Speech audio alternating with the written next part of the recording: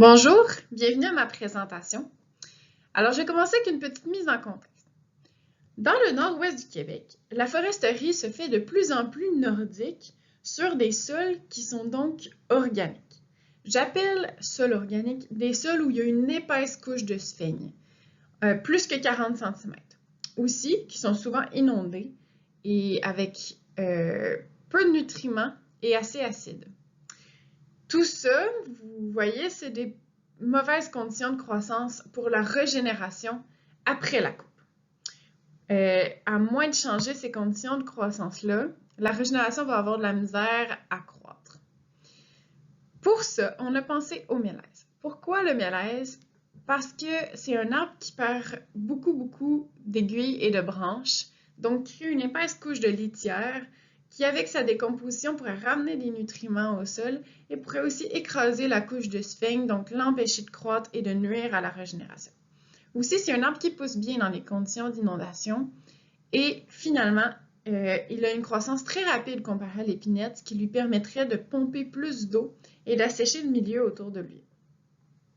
Donc, cela dit, pour savoir l'impact du mélèze sur la fertilité du sol, on a utilisé dans mon projet de recherche le proxy des plantes herbacées de sous-bois et de bryophytes qui sont des bons indicateurs de la fertilité du sol. Donc, pour ce faire, dans mon projet, on a établi 19 sites. Des sites avec aucun mélèze jusqu'à beaucoup de mélèze.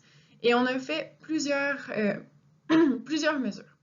On a regardé la profondeur de la nappe phréatique, l'ouverture de la canopée. On a fait des mesures de traits fonctionnels sur les herbacées, les bryophytes. Et on a fait un inventaire de ces plantes-là aussi. Donc, avec ces données, on a des résultats présentement sur les plantes vasculaires.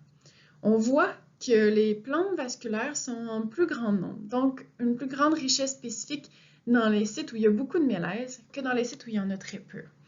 Aussi, ce sont des espèces qui sont plus apparentées à des peupleraies, par exemple. Donc, un milieu beaucoup plus riche et plus lumineux. Aussi, dans le sol, on a retrouvé plus de calcium et de magnésium et on a trouvé que le pH était moins acide, plutôt de 5 versus de 4 dans les sites où il y a peu de mélèze.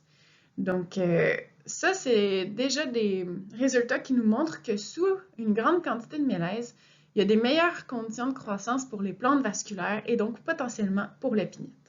Cela dit, je vous invite à venir me voir, à venir me poser vos questions, me dire vos commentaires. Vous êtes les bienvenus.